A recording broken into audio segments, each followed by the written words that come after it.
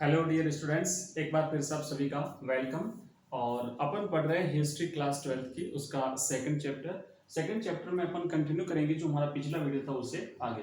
तो आज अपन पढ़ेंगे मगध महाजनपद। हमने कल देखा था 16 महाजनपद जो कि बौद्ध धर्म ग्रंथ और जैन धर्म ग्रंथों में जिनका उल्लेख हो रखा था, तो उसमें अपन आज मगध के बारे में पढ़ेंगे। मगध महाजनपद जो कि 16 महाजनपदों में सबसे सबसे शक्तिशाली था। और इसके शक्तिशाली होने के क्या कारण थे, यहाँ पे जो शासक वर्ग जिन्होंने शासन किया उनके बारे में जानेंगे। मगध की बात करते हैं तो मगध जो है यह आधुनिक बिहार राज्य में स्थित एक सर्वाधिक शक्तिशाली महाजनपद था। ध्यान रखना, वर्तमान में ये बिहार में पड़ता है। और यहाँ पर आप देखेंगे कि ये 36 से लेकर के 34 शताब्दी ईसा पूर्व तक अस्तित्व में रहा था।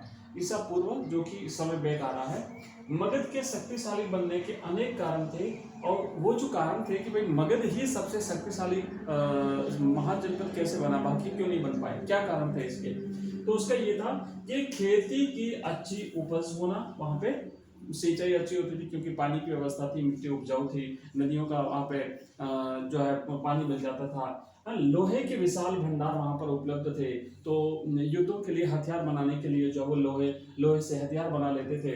उसके बाद हाथियों की उपलब्धता, वहाँ पे हाथी बहुत ज़्यादा थे क्योंकि जंगल बहुत ज़्यादा थे।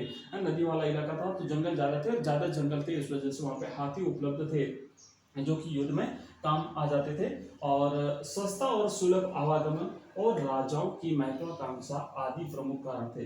सस्ता और सुलभ आवागमन इसलिए क्योंकि वहाँ पे जो कई सारी नदियां हैं जो कि 12 मासी नदियां बहती है हिमालय की वजह से, तो वहाँ पर सस्ता और सुलभ आवागमन में जो है वो मिल जाता था। और दूसरी सबसे बड़ी बात ये थी कि वहाँ के जो शासक थे वो बहुत ही महत्वाकांक्षी शासक थे।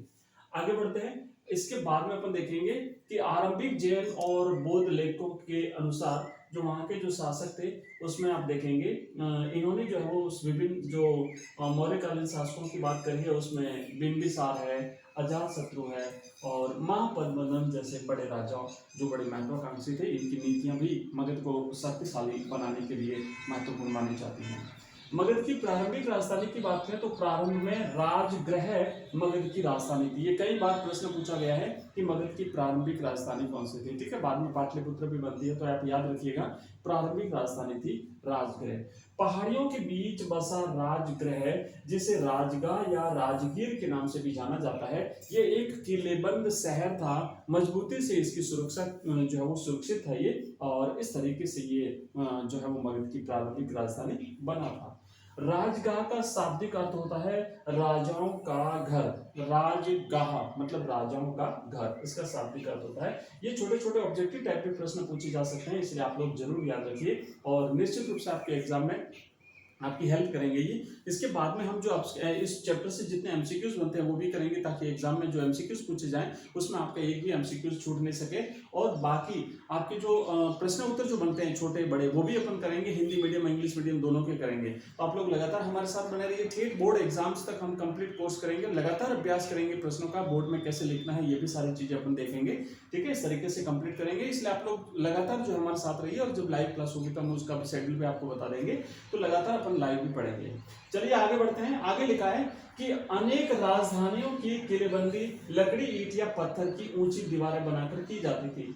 और इससे पहले अपन यहाँ पे देखेंगे कि जो 34 शताब्दी ईसा पूर्व में पाटली को राजधानी इसकी जो है वो पाटलिपुत्र को इसकी राजधानी बनाया था। पहले राजगाह थी, उसके बाद में जो पाटलिपुत्र था जिसे वर्तमान में पटना के नाम से जाना जाता है। वर्तमान में बिहार का जो पटना है यही पहले पाटलिपुत्र के नाम से जाना जाता था, और बाद में जो है ये 34 शताब्दी ईसा पूर्व में पाटलिपुत्र को मगध की राजधानी बनाया गया था। अनेक राजधानियों की किलेबंदी लकड़ी, ईंट या पत्थर की ऊंची दीवारें बना करके की जाती थी।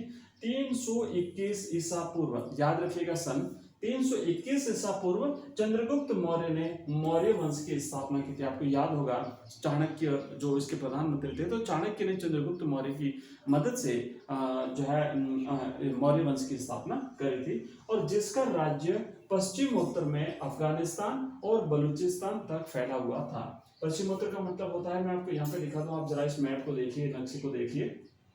तो यहाँ पे क्या है कि मौर्य साम्राज्य जो था, मौर्य साम्राज्य का विस्तार जो है ना वो कहाँ तक था, पश्चिम उत्तर। ये यहाँ पर आप, ये तो है उत्तर दिशा और ये है पश्चिम दिशा, ठीक है ना, ये है पश्चिम दिशा। और ये जो इलाका कहलाता है ना, ये इधर वाला पूरा, ये पश्चिम उत्तर कहलाता है। तो पश्चिम उत्तर में यहाँ पे आप देखेंगे अफगानिस्तान है ना, यहाँ पे अफगानिस्तान और बलूचिस्तान जो है ना, अफगानिस्तान और बलूचिस्तान ये नीचे, तो अफगानिस्तान और बलूचिस्तान तक फैला हुआ था ये मौर्य साम्राज्य, उत्तर पश्चिम की बात करें तो। और इसके बाद में जो है मौर्य वंश का सबसे प्रसिद्ध शासक जो है वो अशोक था, और जिसने कलिंग, कलिंग जो वर्तमान उड़ीसा में पड़ता है कलिंग, और यहाँ पर जो युद्ध किया था उस युद्ध में विजय प्राप्त करी थी। और इस कलिंग युद्ध में विजय के बाद में फिर जो है वहां पे जो विनाश हुआ था, जान माल का जो नुकसान हुआ था, उससे विचलित होकर के अशोक ने कभी युद्ध न करने का प्रण लिया था, और साथ ही साथ फिर इसने अपने धर्म का प्रचार भी किया था, और मानवता के लिए खूब सारे कार्य अशोक ने किए थे। इसलिए अशोक जो है वो भारतीय इतिहास का महानतम सम्राट माना जाता है। आइए आगे बढ़ते हैं, अपन कुछ और चीजें यहाँ पे देखेंगे। अब बात करेंगे मगध महाजनपद इतना समृद्ध क्यों था और शक्तिशाली महाजनपद बनने के कारण क्या थे। ठीक है, जैसा कि अपन बात करते हैं, मगध जो है ये बहुत ही समृद्ध एक साम्राज्य, एक महाजनपद था। तो क्या कारण थे इसके, मगध के शक्तिशाली बनने के। तो यहाँ पे देखेंगे, पहली बात तो ये थी कि यह प्राकृतिक रूप से पहाड़ियों से घिरा हुआ था, चारों तरफ से सुरक्षित था। उस वजह से जो है एक कारण तो ये था कि वो सुरक्षित था, किसी प्रकार की यहाँ पे इनकी कोई प्राकृतिक रूप से इन्हें सुरक्षा प्राप्त थी। दूसरी बात करते हैं, यहाँ उपजाऊ भूमि थी, और उपजाऊ भूमि थी इसलिए यहाँ पे खेती बाड़ी, क्योंकि उस जमाने में तो खेती बाड़ी सबसे बड़ा जो है वो उपज और आमदनी का साधन माना जाता था। तो उपजाऊ भूमि थी, गंगा और सोन नदी के पानी से सिंचाई के साधन उपलब्ध थे, जिसके कारण यहाँ पर फसल अच्छी होती थी। और स्वाभाविक था कि जहाँ पर फसल अच्छी होगी, जिस साम्राज्य के पास, जिस महाजनपद के पास, जिस देश के पास अगर उसकी इकोनॉमी मजबूत है, अगर उसकी आर्थिक शक्ति अगर ताकतवर है, तो निश्चित रूप से वो देश जो है वो ताकतवर बनता है। उसके बाद यहाँ की जनसंख्या अन्य जनपदों से अधिक थी। अब देखो, जनसंख्या का अधिक होना भी कई मामलों में लाभदायक होता है, विशेष करके उस जमाने में तो जो है सेना की ज्यादा जरूरत पड़ती थी, और स्वाभाविक था कि जनसंख्या अगर ज्यादा है तो सैनिक भी इनके पास ज्यादा होंगे, उपलब्ध हो जाते थे आसानी से, इसीलिए। इसके अलावा जब बात करें, कुछ और भी कारण थे मगध महाजनपद के शक्तिशाली बनने के। तो उसमें एक ये था कि यहाँ पर जंगलों में हाथी उपलब्ध थे, जो सेना के बहुत काम आते थे। युद्ध लड़ने के लिए हाथियों का प्रयोग किया जाता था, और वहां पर हाथी आसानी से मिल जाते थे, क्योंकि वहां पे प्राकृतिक रूप से जंगल बहुत ज्यादा पाए गए थे।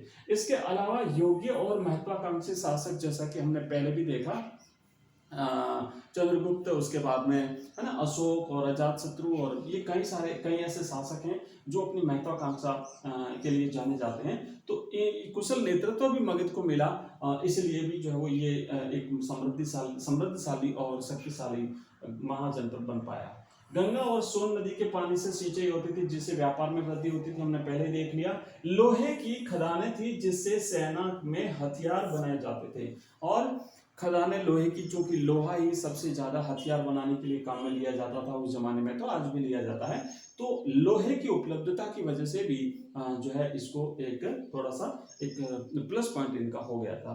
इनके जो शासक थे, जैसे बिंबिसार है, अजातशत्रु है, महापद्मानंद है, जैसे प्रसिद्ध और राजा अत्यंत महत्वाकांक्षी शासक थे। तो इनकी नीतियां भी इस जनपद को शक्तिशाली बनाने के लिए जो वो महत्वपूर्ण मानी जाती हैं। आइए आगे बढ़ते हैं, और अब अपन देखेंगे एक प्रारंभिक साम्राज्य, मौर्य साम्राज्य की बात करेंगे। एक आरंभिक साम्राज्य के तौर पर, एक प्रारंभिक साम्राज्य के तौर पर मौर्य साम्राज्य।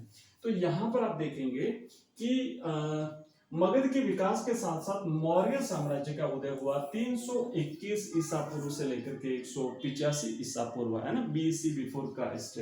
तो 381 ईसा पूर्व से लेकर के 185, 321 ईसा पूर्व से लेकर के 185 ईसा पूर्व तक मौर्य साम्राज्य रहा था। मगध पर जिन्होंने शासन किया था। मौर्य साम्राज्य की स्थापना चंद्रगुप्त मौर्य ने 321 ईसा पूर्व में की थी, जो पश्चिम में अफगानिस्तान और बलूचिस्तान तक फैला था। हमने अभी देखा था नक्शे में, अफगानिस्तान और बलूचिस्तान तक पश्चिम में फैला था। इतना विकास था, उस विस्तार उस समय था मौर्य साम्राज्य का। स्थापना चंद्रगुप्त मौर्य ने करी थी 321 ईसा पूर्व। याद रखना ये सारे के सारे जो प्रश्न है ना, ये ऑब्जेक्टिव टाइप में आपकी हेल्प करेंगे, और जो अति लघुत्रात्मक और लघुत्रात्मक प्रश्न है उसमें भी आपको मदद मिलेगी।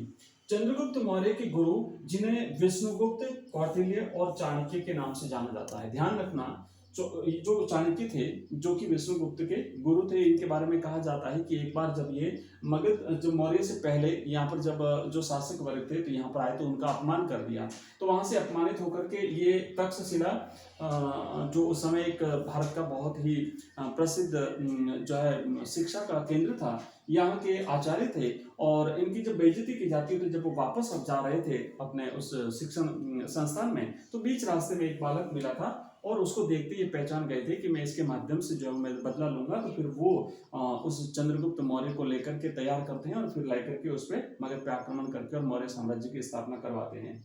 ये कौटिल्य अर्थशास्त्री बाद में चंद्रगुप्त मौर्य के प्रधानमंत्री बनते हैं, और इन्होंने एक ग्रंथ लिखा था जिसका नाम है अर्थशास्त्र। ये अर्थशास्त्र नाम से तो अर्थ का शास्त्र है, लेकिन वास्तव में ये एक राजनीति और साथ ही साथ प्रशासन, राजनीति और प्रशासन है ना, प्रशासन का शास्त्र था। प्रशासन के बारे में जानकारी देने वाला शास्त्र था। मौर्य वंश का सबसे प्रतापी शासक अशोक था। तो इसी चंद्रगुप्त मौर्य के पुत्र होते हैं बिंदुसार, और बिंदुसार के बाद में फिर तीसरे शासक बनते हैं अशोक, और अशोक जो है वो मौर्य साम्राज्य के सबसे प्रतापी शासकों में गिने जाते हैं। इनके शासनकाल में कलिंग का युद्ध होता है, और उस कलिंग के युद्ध में इनकी विजय होती है, लेकिन जो विनाश हुआ था,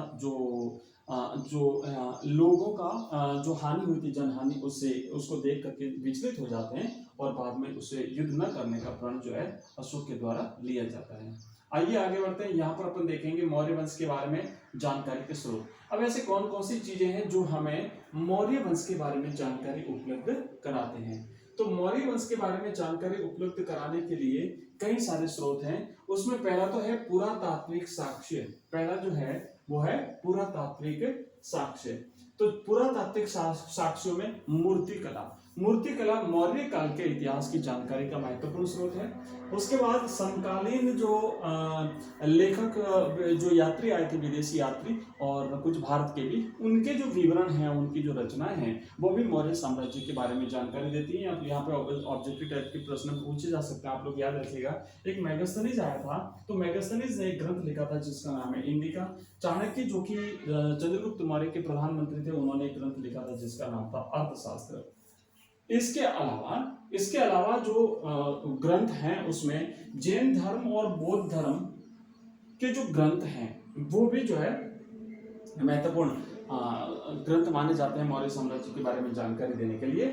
और इसके अलावा जो अशोक के स्तंभ थे, मौर्य साम्राज्य के सबसे शक्तिशाली और महत्वपूर्ण शासक अशोक के स्तंभ जो हैं वो भी जो है हमें मौर्य साम्राज्य के बारे में महत्वपूर्ण जानकारी उपलब्ध कराते हैं। ठीक है, अशोक के स्तंभों, अशोक के द्वारा जो लिखवाए गए स्तंभ थे उससे भी हमें मौर्य साम्राज्य के बारे में महत्वपूर्ण जानकारी मिलती है। अशोक पहला सम्राट था जिसने अधिकारियों और प्रजा के लिए संदेश पत्रों और पॉलिश किए हुए स्तंभों पर लिखवाए थे। तो पहला शासक था जिसने लिखित है ना जो है वो निर्देश जो वो लिखवाए थे जनता के लिए भी और साथ ही साथ अधिकारियों के लिए भी। अशोक के अधिकांश अभिलेख प्राकृत भाषा में हैं। याद रखिएगा, यहाँ से ऑब्जेक्टिव टाइप का प्रश्न बन सकता है कि अशोक के अधिकांश जो शिलालेख हैं, स्तंभ लेख हैं, वो किस भाषा में हैं। तो ये प्राकृत भाषा में है, और जो मुख्यतः ब्राह्मी लिपि में लिखे गए हैं। देखो, भारत में, प्राचीन भारत में दो लिपियां थी, एक थी ब्राह्मी लिपि और दूसरी थी खरोष्ट लिपि। तो अशोक के जो अभिलेख हैं उसकी भाषा तो थी प्राकृत और उसकी लिपि थी ब्राह्मी लिपि। लेकिन पश्चिम उत्तर अफगानिस्तान बलूचिस्तान साइड का जो भाग था मौर्य साम्राज्य का, वहां पर इसके कुछ जो अभिलेख प्राप्त हुए हैं वो अभिलेख अरामाइक यूनानी भाषा में मिले हैं, और जो कि खरोष्टी लिपि में लिखे गए हैं। तो 2 लिपियां मैंने बताई, ब्राह्मी और खरोष्टी। उसमें से ज्यादातर अभिलेख है ना वो तो है ब्राह्मी लिपि में, लेकिन उत्तर पश्चिम के जो शिलालेख जो प्राप्त हुए हैं उसमें उनकी भाषा जो है वो अरामाइक यूनानी भाषा है, और वहां पे खरोष्टी लिपि का प्रयोग जो है वो उन अभिलेखों में किया गया है।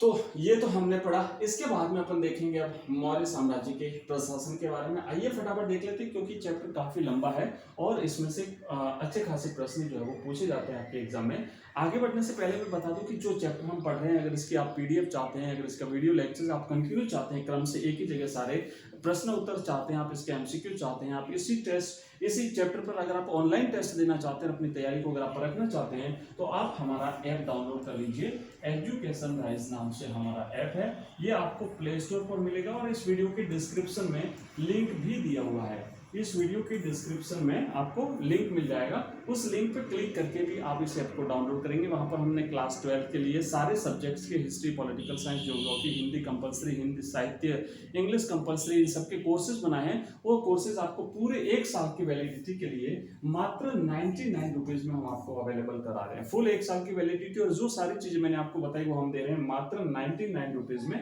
तो आप यहाँ से जो है वो ये कोर्स ले सकते हैं। ठीक है, चलिए आगे बढ़ते हैं। नेक्स्ट अपन देखते हैं यहाँ पे अगला हमारा जो टॉपिक है, इस टॉपिक को कंटिन्यू करते हैं। मौर्य साम्राज्य के प्रशासन के बारे में जानते हैं।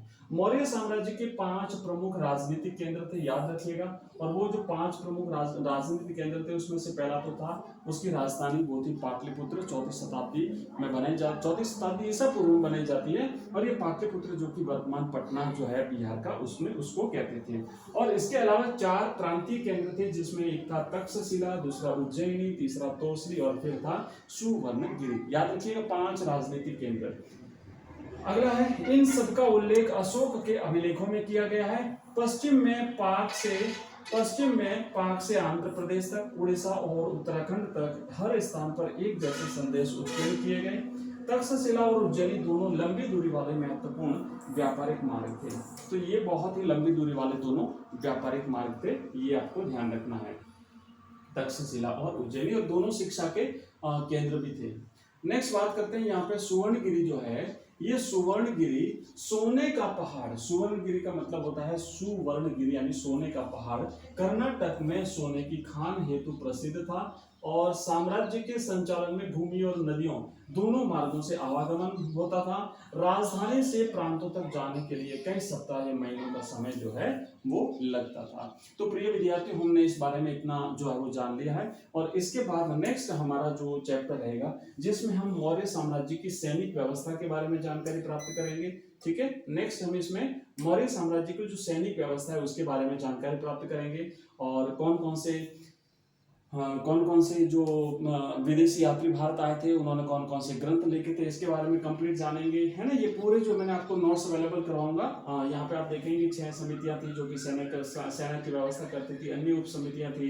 उसके बाद सम्राट अशोक के बारे में जानेंगे, अशोक के अभिलेखों के बारे में जानेंगे, अशोक के अभिलेखों की भाषा के बारे में, उसकी विशेषताओं के बारे में, और अशोक के अभिलेखों की भाषा को पढ़ने वाले जो जेम्स प्रिंसेप थे उनके बारे में भी हम जानेंगे। उसके बाद में ब्राह्मी लिपि के बारे में आपको जानकारी मिलेगी। नेक्स्ट अपन पढ़ेंगे सिक्कों के बारे में मौर्य साम्राज्य के, और अन्य और जो सिक्के थे उनके बारे में भी जानेंगे। फिर जानेंगे हम कलिंग के युद्ध के बारे में। तो इस तरीके से हम सारी चीजें क्लियर करेंगे और कंप्लीट नोट्स में आपको अवेलेबल कराऊंगा। तो लगातार आप हमारे साथ बने रहिए। मिलते हैं नेक्स्ट वीडियो में बहुत ही जल्दी। लेकिन आप पहली बार आए हैं तो चैनल को सब्सक्राइब करेंगे, मित्रों के साथ इसे शेयर करेंगे, और लाइव क्लास का शेड्यूल जैसे ही आएगा मैं आपको बता दूंगा। रेगुलर अपन शाम को 8 बजे लाइव क्लास में मिलेंगे। मिलते हैं नेक्स्ट वीडियो में, तब तक के लिए बाय, थैंक यू, धन्यवाद।